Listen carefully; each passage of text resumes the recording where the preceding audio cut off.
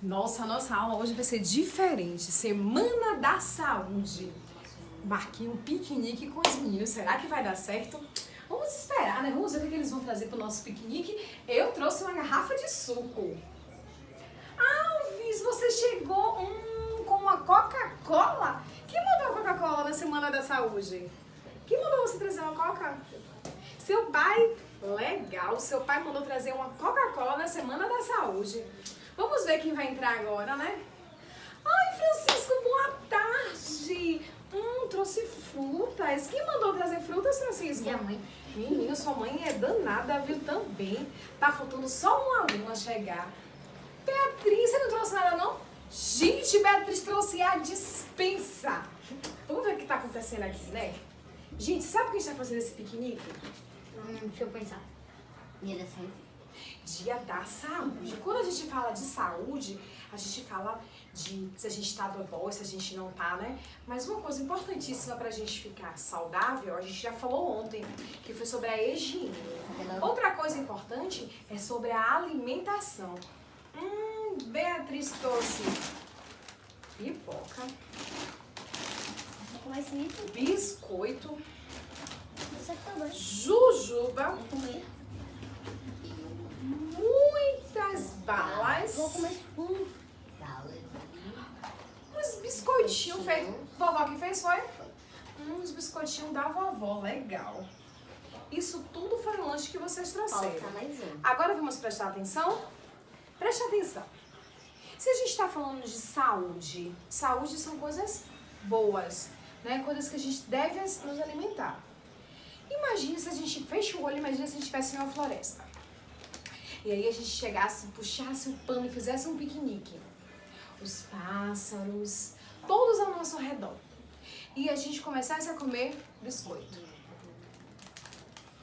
Isso é saudável? Se a gente comesse um monte de biscoito, seria bom? Não. Então a gente vai abrir a pipoca nesse piquenique. Também não, né? E o refrigerante? Não. Nem pensar. Então a gente tem que fazer o seguinte, em um piquenique, numa floresta, vir mais um. Em um piquenique na floresta, a gente precisa... Chegou mais um, senta pra participar do piquenique. No piquenique na floresta, a gente tem que se preocupar com o seguinte, ó. Devemos comer bastante frutas. Porque a fruta, ó, ela é essencial para deixar a gente saudável. Toda fruta e toda verdura vai ter proteínas e vitaminas para fazer com que você cresça saudável.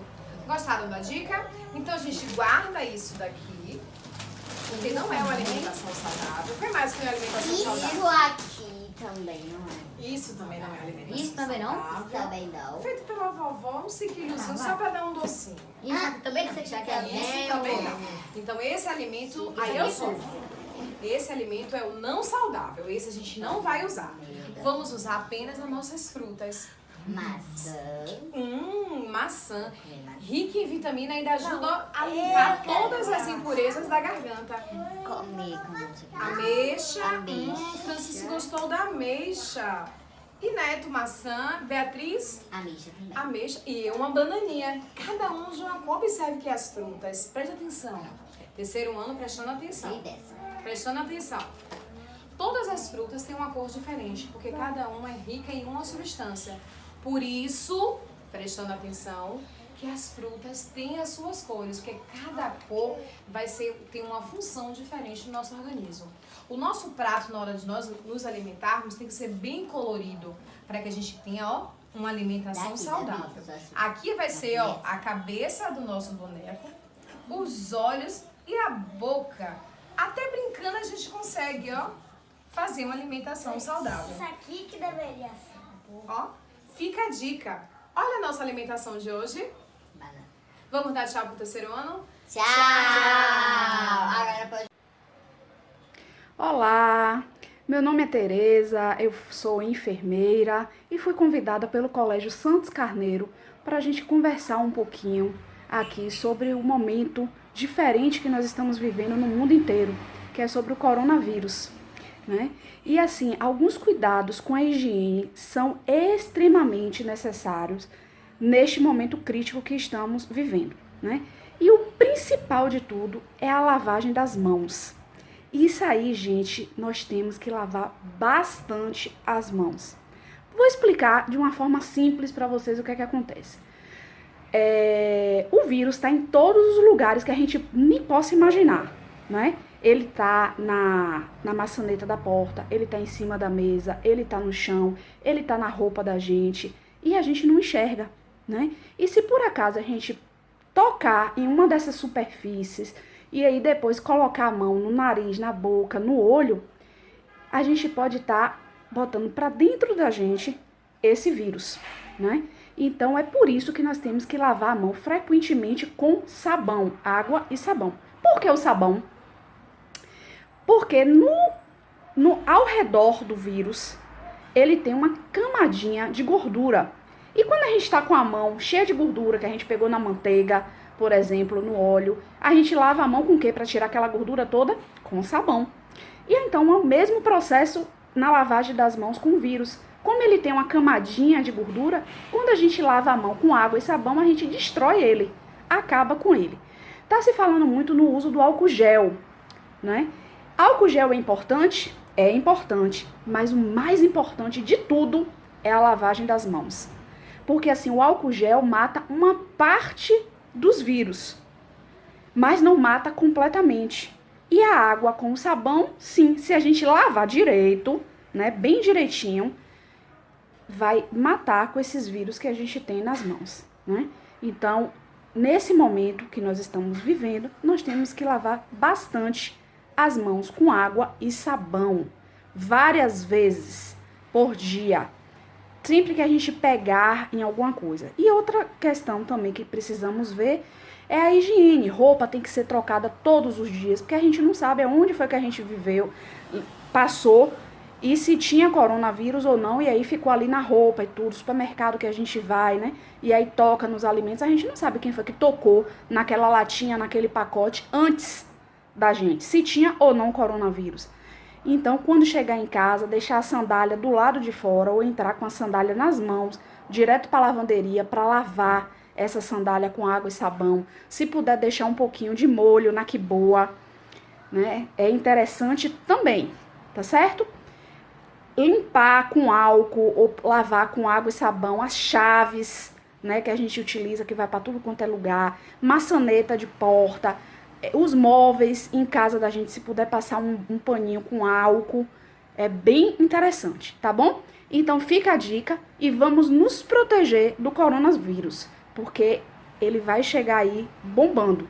Mas se a gente fizer tudo direitinho, ficar em casa, lavar com água e sabão, isso aí vai diminuir bastante, tá certo?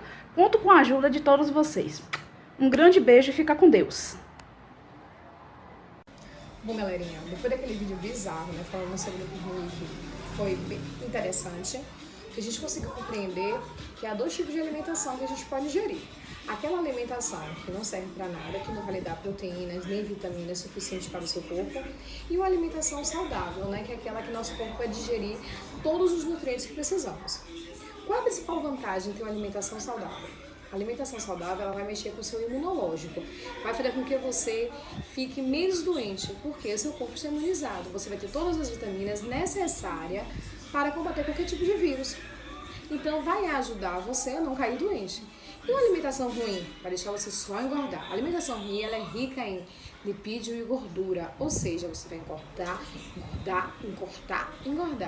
Às vezes a pessoa engorda não por uma alimentação não ser saudável, às vezes o sistema imunológico tem a facilidade para engordar. Mas se a gente só comer besteira, a gente não vai ganhar inteligência e nem vai ser saudável. Lembre-se disso. Agora a gente vai voltar para o nosso assunto de história de hoje. O nosso assunto de história está voltado para patrimônio históricos. Como assim para patrimônio históricos? Vamos perceber nessas duas imagens? Aqui eu tenho um pelourinho antigamente. Ele era feio, estranho, umas cores assim meio desbotadas, parecia que a chuva bateu e aí desbotou tudo. Depois de um tempo, como o pelourinho passou a ser classificado como uma parte histórica da nossa cidade, ele foi todo reformado, mas não mudou as suas características. Vamos perceber uma coisa. Todo patrimônio histórico, ele tem uma característica. casarões antigos, igrejas, sempre uma construída ao lado da outra, certo? Parede com parede. Outra percepção importante dessa escolha que a gente vai ver numa cidade histórica é que essa construção ela vai ter característica do período colonial, ou seja, da época que os portugueses vieram para o nosso país. Né? E eles trouxeram esses casarões que eram chamados de sobrados, que é um tipo de moradia diferente. E aí, além disso, tem o quê? As pinturas da época. Uma coisa importante, naquela época, os casarões eles eram construídos sem passeio. Esses passeios que a gente tem na frente de nossa casa, naquela época não tinha, era o casarão e já era rua. Então, por quê? Porque a quantidade de movimentos de carro era bem menor. Então não precisava ter tanto passeio, se respeitavam, mas era mais charretes andando pelo local. Então a velocidade para ter um acidente de trânsito era quase nenhum. Então por isso não tinham passeios naquela época. Olha que coisa interessante. Outra coisa também que a gente precisa perceber é o seguinte, que a maioria dessas cidades históricas, elas têm os seus espaços diferentes e diferenciados, muito colorido, para chamar a atenção da população para aquilo ali. Como é que uma cidade pode ser classificada como uma cidade histórica? Vamos perceber? Digamos que a gente, quando viaja, quando vai fazer um passeio, a gente tira várias fotos para guardar aqueles momentos, não é assim? Então, de acordo com os historiadores, depois de passar vários anos, a população tem direito de escolher uma parte da sua cidade para ser classificada como uma parte histórica. Então eu escolho? Não. Há uma votação de determinados locais e aí vai se averiguar se aquela parte dali daquela cidade realmente não sofreu modificações, se continuou com aquelas características antigas. E daí sim, depois de um julgamento correto, é que vai se dizer que se aquela parte da cidade é classificada como a parte histórica. Olha que legal. Então, às vezes, as nossas selfies podem ajudar a detectar uma parte histórica de uma cidade. Isso é bem interessante. Então, assim, a gente vai pro livro de história. A gente tem uma página no livro de história, na página 27.